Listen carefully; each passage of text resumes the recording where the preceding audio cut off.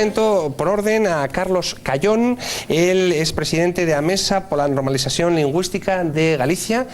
Carlos, buenas noches, gracias por estar aquí. Buenas noches. También está con nosotros la diputada autonómica en el Parlamento de Cataluña por el Partido Popular, Montserrat Nebrera. Muy buenas noches.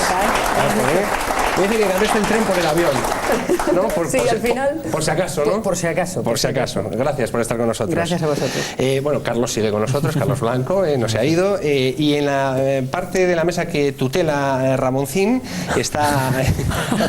ya la tutela, ya mandas en esta mesa, ya mandas. Contrólamelos, ¿eh? Albert Rivera, que es presidente de Ciudadans, Partido de la Ciudadanía en Cataluña. Buenas noches, ¿cómo estás? Buenas noches. Y está también el jefe de política del periódico Público en Cataluña, Ferran Casas. ¿Qué tal? Buenas noches. Buenas noches, buenas noches. ¿Todo bien? De lo que hemos denominado, no sé si correctamente, la batalla de las lenguas o la guerra de los idiomas. ¿Estáis de acuerdo con esa calificación? ¿Hay una guerra con los idiomas? No, yo creo que no, que hay que hacer una enmienda a la totalidad clarísimamente. Esta batalla o guerra de las lenguas solo existe, solo encuentra eco en los territorios monolingües. Bueno, yo me parece que la provincia de Barcelona debe haber cambiado de comunidad autónoma, porque yo soy diputado por la provincia de Barcelona y precisamente una de las cosas que defiendo es que precisamente se está produciendo no una guerra, que en eso estoy de acuerdo, no es una guerra de lenguas, lo que se está produciendo es un pisoteo de derechos de las personas, porque las lenguas no tienen derechos. Por tanto, hemos pasado en este país del franquismo, en el que solo se podía estudiar en una lengua oficial, la única lengua que era el castellano, a una situación en que los nacionalismos solo quieren que se estudie en esas comunidades en una lengua, el gallego, el catalán o el euskera. ¿Cuál es la posición de Ciudadanos? El término medio, el sentido común, el respeto por todos los ciudadanos, que se pueda estudiar en castellano, en gallego, en catalán, en euskera, sin ningún tipo de problema. ¿Cuál es la situación de hoy? No hay una sola escuela, pongo el ejemplo de Cataluña que conozco mejor, una sola escuela catalana, una sola, de la escuela pública, donde se puede educar en español. ¿Eso es normal en España? ¿En Francia sería normal no poder educar en francés?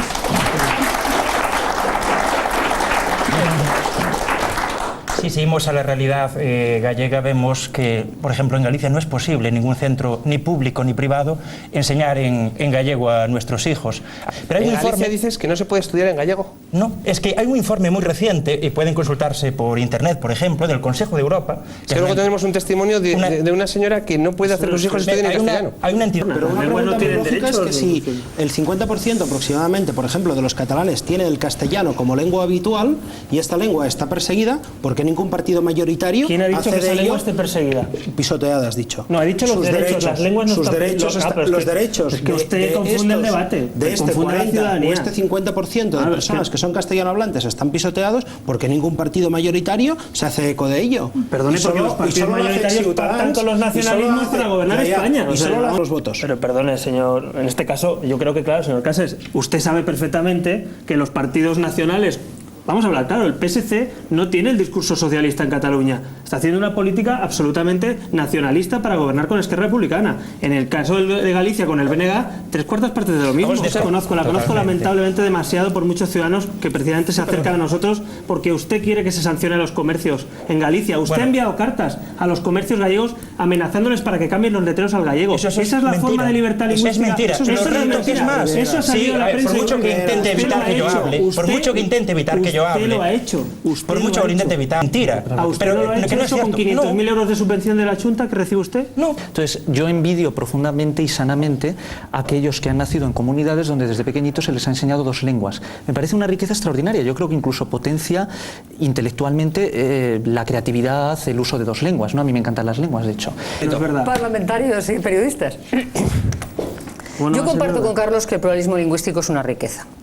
Y también que el hecho de estar en comunidades lingüísticas que tienen más de una lengua favorece incluso el aprendizaje de más lenguas. Por lo tanto, conocerlas las dos es en realidad un valor. Es un valor complejo al principio porque produce cierta confusión, pero un valor. No es verdad que se multe por rotular en castellano. Por lo que se multa es por no rotular en catalán. Una lengua con perseguir a otra. Pero dicho eso, es que no se persigue el castellano. Dicho eso, y entendido por un conservador, como yo me considero, que las lenguas son un patrimonio de los pueblos y que defenderlas y protegerlas y que el pluralismo lingüístico es un valor, es un patrimonio cultural de las personas, es verdad que un liberal no haría nunca el hecho mismo de sancionar por no rotular en catalán. Cuéntanos tu caso, ¿qué te pasó? A ver, yo puse el letrero cuando fundé mi oficina en 1982 en castellano. Entonces, en 1989, hubo una ley que decía que se tenía que rotular como mínimo también en catalán. Entonces yo dejé el letrero principal en castellano y puse un letrero a la entrada de la oficina, pero por la parte exterior, no se puede entrar a mi oficina sin leer previamente el letrero en catalán, Finques Nebot. Entonces me multaron por no tener el letrero en catalán, decían. Yo hice el correspondiente recurso y continuaron reiterando que tenía que sacar el letrero en castellano, que lo tenía que sacar. Me aconsejaron que lo tuviera que sacar. Entonces, sacar es quitarlo. Perdón, Manuel, que quitase el letrero en castellano, le aconsejaron. Sí, y dejase solo el de catalán. Y aunque Montserrat Nebreda diga que mi letrero estoy multado por no tener en catalán, se puede ver que yo tengo el letrero en catalán y a mí me han multado por tener el letrero en castellano. Ramón, yo creo varias cosas, como todos. Lo primero que creo es que una niña en Olot es maravilloso que hable catalán lo más correctamente posible, pero que también hable castellano lo más correctamente posible. Y también, si es posible, francés, inglés y chino. Y de la misma manera creo que alguien en Getxo debe estar exactamente igual o en Villagarcía de Arousa, ¿no? Quiero decir, lo que sí me parece es que, como todo lo que ocurre en este país, otra vez todo es una cuestión política. Fíjate. Plantear una cuestión a Ramoncín, a Montse, a cualquiera de los que están en esta mesa. Ramoncín, en este caso, porque comentaba casos de Barcelona. Si tú fueras a Barcelona a vivir y tuvieras que quedarte a vivir en Barcelona un tiempo y tuvieras que llevar a tu hijo al colegio, ¿te parecería razonable que no encontraras una sola escuela en Barcelona pública, pagada por el Estado, por la Generalitat, una sola, donde la lengua vehicular fuera no solo ya el castellano, sino el catalán y el castellano? No hay una sola escuela, en Cataluña donde eso se produzca. Pero eso no es y verdad. Eso es una... A ver, no es verdad. Montserrat Nebreda, no, perdona, verdad. las del Opus y las privadas, claro. Para irnos a País Vasco, Rosa Quintana, cuéntanos cosas del País Vasco que no está representado en la mesa y queremos ver qué pasa por allí. Alex, tú lo proponías al proponer este debate también. Actualmente estamos viviendo una auténtica guerra de lenguas. El colectivo sanitario vasco ha lanzado la voz de alarma. Faltan médicos especialistas allí, en el País Vasco. La exigencia de tener un nivel alto de euskera para poder optar a una plaza pública se está convirtiendo y está convirtiendo las oposiciones en un auténtico calvario. No importan los méritos científicos acumulados en años de profesión. Saber la lengua vasca puntúa más que tener una tesis doctoral o que saber inglés. Yo creo que hay un sector de la población que no se moja ni aunque llueva, porque la calidad de vida, esto es terrible lo que voy a decir, pero la calidad de vida en el País Vasco, al margen del terrorismo, es muy buena, el nivel de vida también, y entonces, bueno, pues ¿para qué nos vamos a meter en problemas? Nada, pasa lo que pasa, ellos no se meten, esa gente vive muy bien, los nacionalistas viven también bien, porque nadie se mete con ellos, y quienes se les ocurre cuestionar el nacionalismo violento o las imposiciones nacionalistas o la estrategia nacionalista para ir hacia ese soberanismo que ellos pretenden, lo pasan mal, unos son amenazados de muerte por la banda terrorista y sus acólitos y otros son presionados laboral y socialmente para que se callen, ¿no? Entonces es incómodo, es muy difícil. Ahora pongo otro ejemplo. A mí, un cirujano que me tiene que operar de vida o muerte, como si es mudo, con todos los respetos para los mudos, lo que quiero es que sea un buen cirujano y no quiero que puntúe más tener una lengua que tener un doctorado. Por favor, un poco de sentido común. Pero volvamos otra vez al tarugo. Entre el hacer las cosas para conseguir que las personas puedan vivir mejor, expresarse en la lengua en la que piensan, conseguir fluidificar las relaciones, y el tarugo que va persiguiendo a la gente y le dice no hables es igual, en gallego, en castellano o en el idioma en el que hable esa persona. Esa persecución de las personas para conseguir las cosas hace a las cosas antipáticas, hace las políticas lingüísticas impopulares y genera una sensación de rechazo que efectivamente la gente no tiene en la calle. Y es absurdo.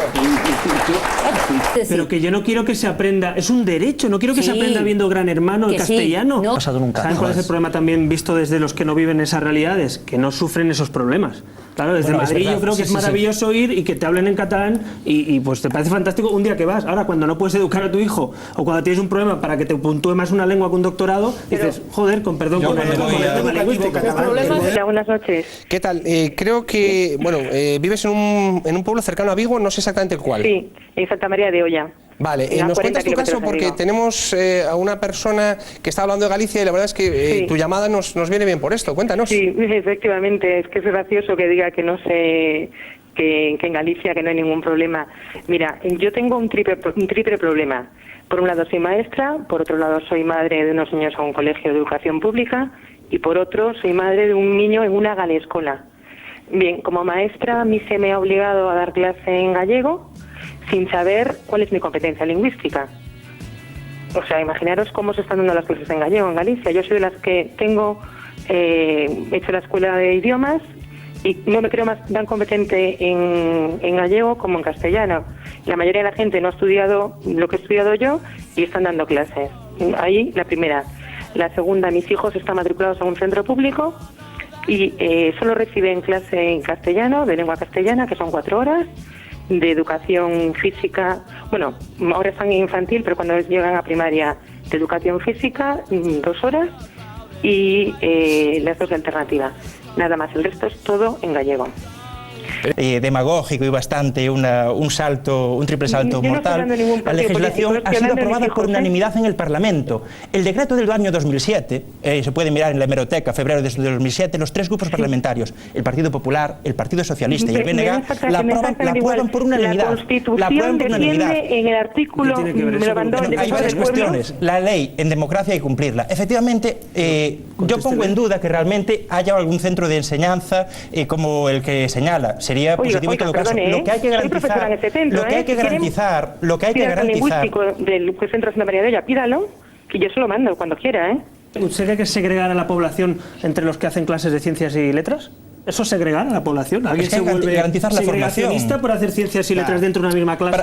Albert, para poder escoger, Albert, es importante, para poder escoger, para poder escoger si quieres hablar en gallego o en castellano, si quieres para escoger, Albert, si quieres hablar en gallego o castellano, tienes que tener esa formación. No, es que hacía referencia a sentencias. Yo quiero comentar una sentencia del Tribunal Supremo firme, la primera sentencia del mes de diciembre, que le dice al señor Montilla de la Generalitat que tiene la obligación de hacer efectivo y real el derecho a poder educar a los hijos en las 2 lenguas oficiales. Y le dice que es tan sencillo como en la casilla de preinscripción poner 3 casillas, catalán, castellano y bilingüe. Eso es libertad y derechos para los ciudadanos. Y lo dice el Tribunal Supremo. ¿Sabe usted qué hace el señor Montilla y el señor de Esquerra Republicana con esta sentencia? Nada. Y dice que no la cumple. Por eso nos tenemos que ver obligados a montar concentraciones, críticas, pedir reuniones, porque no se cumplen ni las sentencias en este país. Una sentencia del Supremo.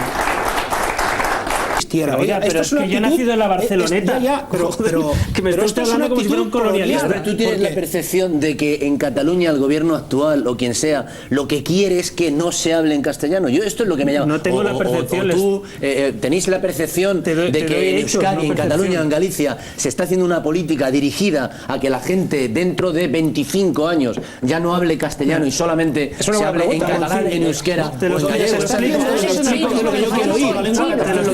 Si me dejan te lo explico. ¿Sabes lo que pasa en el fondo? Y tienes razón en algo que es político, que es que efectivamente detrás de esto no hay un tema lingüístico, hay un tema de construirse naciones o pequeñas naciones en una Europa sin fronteras. Y algunos señores se basan en tener lengua propia, derechos supuestamente históricos y no sé qué más para construirse una nación, y tienen que hacer que todo el mundo hable una lengua para construirse esa nación. Ese es el verdadero problema político en este país.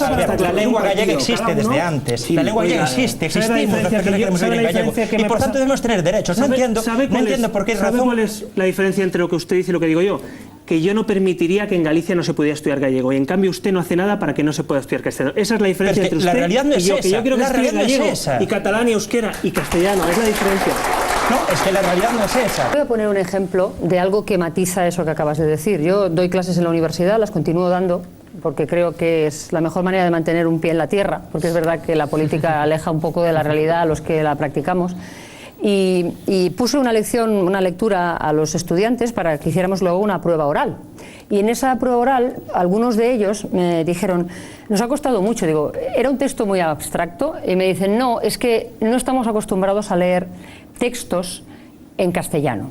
Porque todos los textos que hemos leído durante la educación, en el instituto en el que estaban, los leían en catalán. Entonces yo me pregunté, ¿cómo es posible que teniendo la literatura enorme que hay en castellano, cines en castellano, Telecinco, como dicen ellos, ¿no? La María Teresa Campos que decían algunos nacionalistas radicales, pues que aprendan en no sé qué televisión? ¿Cuál es el mayor enemigo? ¿Cuál es el mayor enemigo de una lengua? Y se ha demostrado en este país, creo, lamentablemente, el que la quiere imponer. O sea, el peor favor que se le puede hacer a una lengua para que se use es intentar imponerla con sanciones, excluyendo a unos u otros. La mejor forma de que se use el catalán, el gallego o el euskera es hacerlo con normalidad, conviviendo con el castellano en las escuelas, en la administración pública, en el trabajo. Fíjate, a ver, yo estaba pensando que